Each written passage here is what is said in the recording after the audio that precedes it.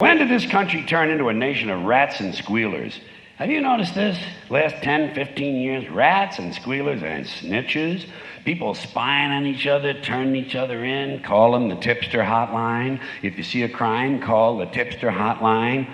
Let me tell you something, it's not the tipster hotline, it's the rats and squealers hotline. But if they called it that, you know how many people would use it? Yeah, lots of them. Because people have no principles anymore. We're living in a nation of stool pigeons. How am I driving? Call 1-800 and squeal on the truck driver. Sounds like a small thing, but it's not. It's an open invitation to be a rat. And that's what people are turning into. They cooperate with prosecutors, for Christ's sakes. Prosecutors, the worst kind of dishonest swine ever to crawl out of the devil's asshole. Just the worst fucking humans. And people make deals with them. They plea bargain. They betray their friends just to stay out of jail. That's what happened to those poor guys in the mafia. They sold each other out. Shit, when I was a kid, we looked up to the mafia. We admired and respected those guys because they had a code of silence. No one talked, ever. Now they squeal on each other, make a book deal, buy a fake mustache, and move to Pocatello, Idaho. You know something? They deserve fucking Pocatello, Idaho. And speaking of places where people blow cows, let me ask you a question. I got a question.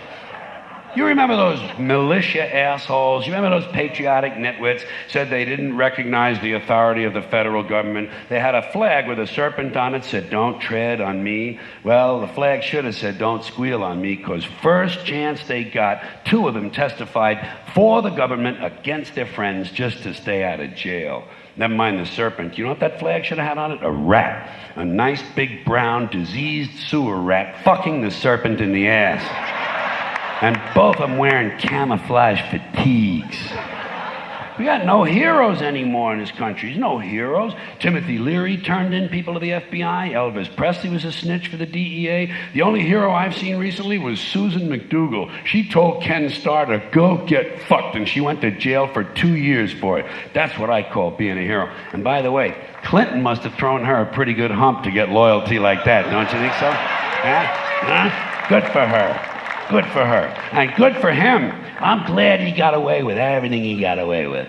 And the worst part of this snitch shit is these people who squeal on their families. You know, parents spying on their kids, searching their rooms for drugs, and the kids are no better. Did you ever read about one of these dumbass kids turns his parents in for having some drugs in the house? Shit, how stupid can you get? You don't turn in the people who are buying the food, asshole.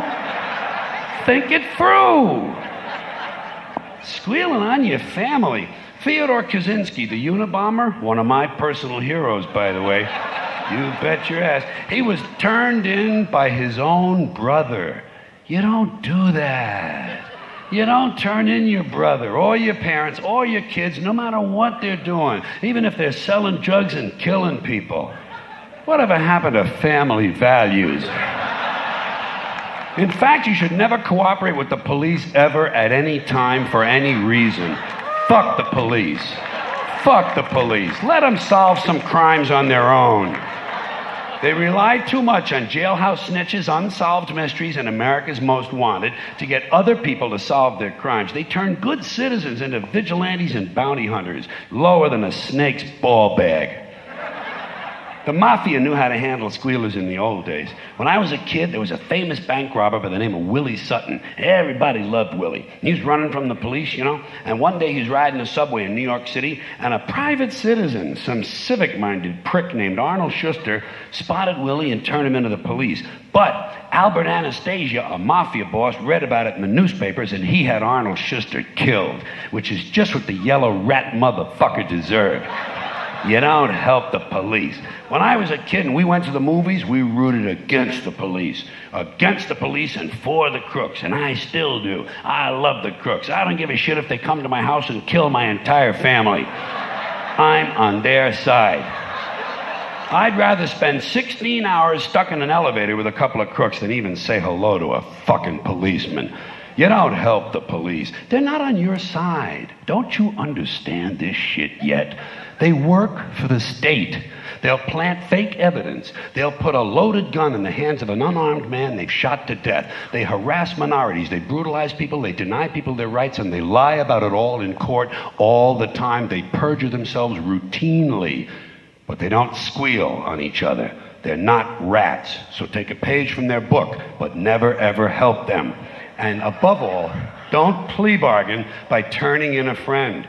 Tell you what, some of you religious people out here, you religious folks, on Judgment Day, when you see God, ask him if you can plea bargain.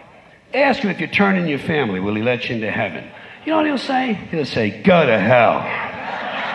He'll say, go to hell, you fucking squealing prick. Because even God hates a rat.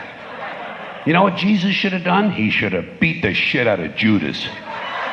Just grabbed him by the beard and beat the shit out of him.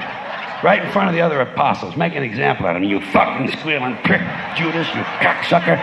You realize I could turn you into a fucking pillar of salt if I want? Turn you into a fucking monkey. How is I can be a fucking monkey? Where's the money? Where's the fucking $30? Give me the $30. I'm fucking buying beer for the rest of these guys. Because they didn't fucking rat on me, you prick. But he didn't do that. He didn't do that. You know why? You know why he didn't do that? Because he believed in all this goofy love bullshit. But you notice something else. He did not plea bargain with the Romans.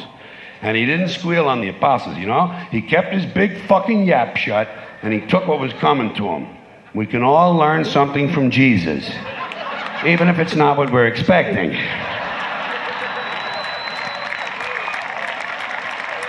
Thank you. I appreciate that, folks.